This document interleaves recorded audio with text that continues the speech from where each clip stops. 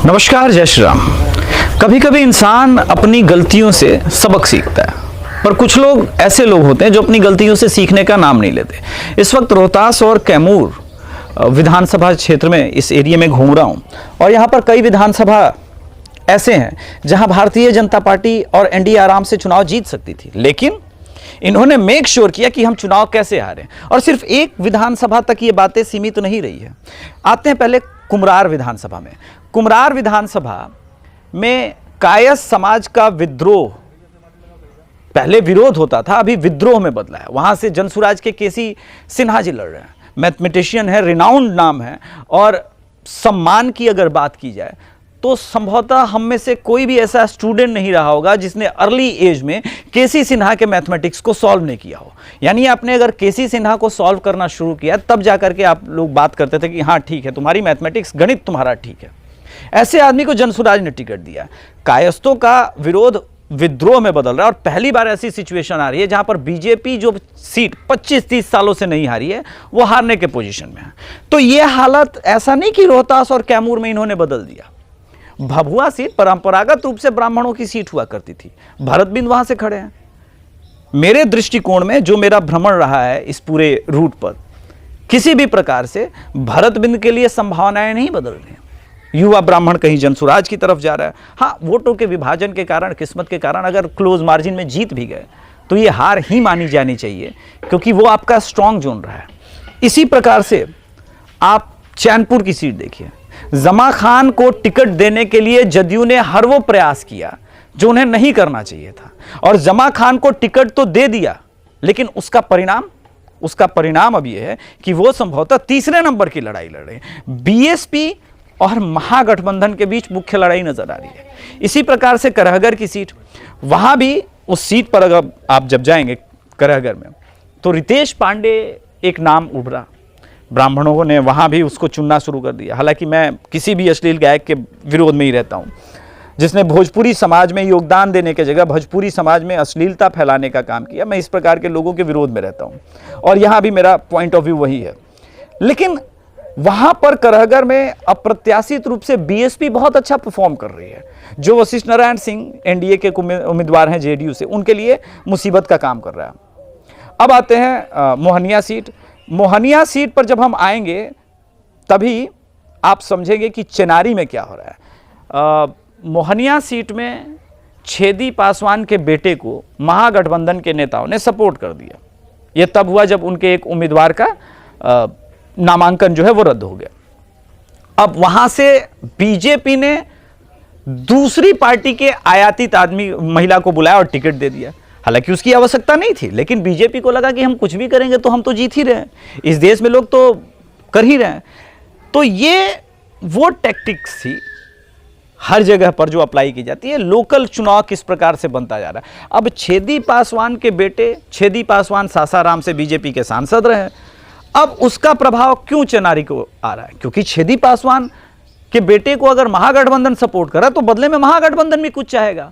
वो चाहेगा कि मुरारी गौतम के अगेंस्ट कांग्रेस के प्रत्याशी को ये सपोर्ट करें।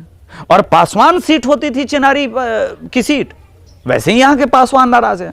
मतलब इसको कहते हैं सर मुड़ाते ही ओले पड़ना। ऐसा नहीं है कि इस बात को बीजेपी की टॉप लीडरशिप नहीं समझती है। वो गई, ललन पासवान को मनाने का प्रयास किया, लेकिन उसकी आवश्यकता ही क्यों पड़नी है जब आपके पास ललन पासवान थे, वो जीत सकते थे।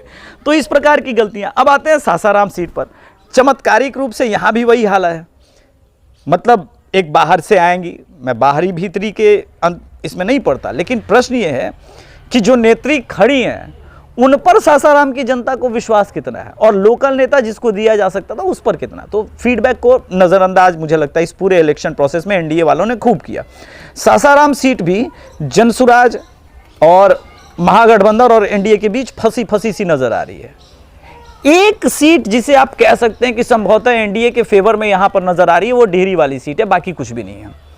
यानी आप रामगढ़ में बीएसपी वर्सेस चल रहा है, बीएसपी वर्सेस एनडीए चल रहा है।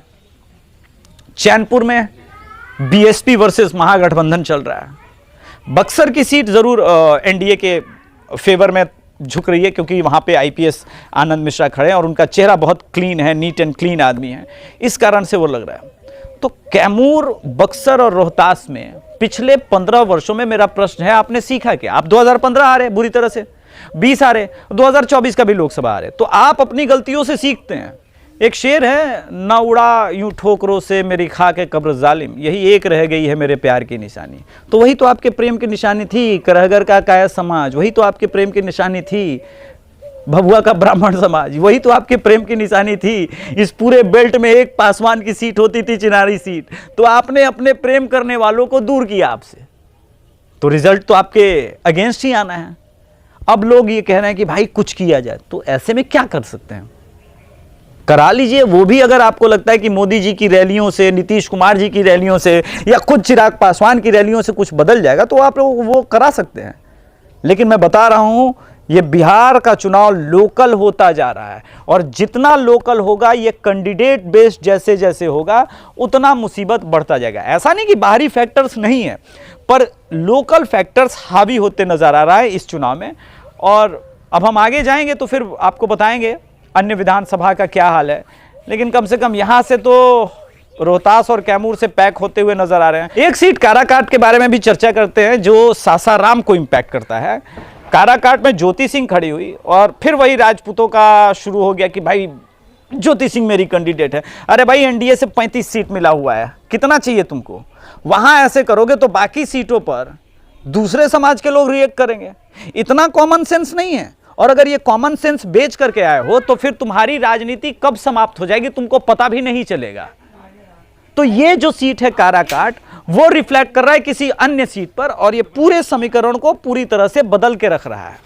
हालांकि मैं मानता हूं कि काराकाट सीट में तमाम विरोधों के बावजूद अगर ज्योति सिंह उस तरह के इंपैक्ट को, अभी हम आगे दिखाएंगे ग्राउंड रिपोर्टिंग में, उस तरह के इंपैक्ट को क्रिएट नहीं करती, तो फिर भी एनडीए के चांसेस बन सकते हैं। और अगर वहां चांसेस बनेंगे तभी सासाराम में चांसेस बनेंगे। और ये सब कुछ किस लिए हो रहा है? क्योंकि आप पवन सिंह को लेकर के इतने हो गए थे कि भाई पवन सिंह के बिना मेरा चलेगा नहीं, तो वही चीज तो आरा में भी रिफ्लेक्ट कर रही। उसके बारे में हम बाद में राजनीतिक रूप से चर्चा करेंगे। धन्यवाद। जय श्री राम। हर हर महादेव।